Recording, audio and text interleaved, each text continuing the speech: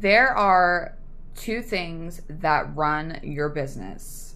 And this is especially for early stage entrepreneurs because you want to make sure that everything is where it needs to be. So the two things that run your business are the back end of your business on how well you're organized and how everything is set up behind the scenes. And then there are your soft skills. So without these two, essentially your business is going to flop because the way that everything is behind the scenes reflects on how everything is client facing and how you are with people when you're networking, anything like that. So you want to make sure that you have these two things set up.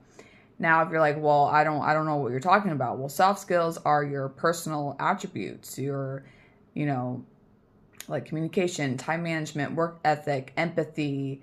All of these skills are going to help you run a business because you do have the technical skills, you have the experience, but it's all about how you are as a person, how you connect with other people as well. Because we talk a lot about this on the podcast because in order for you to be successful, you have to work on your professional and personal development.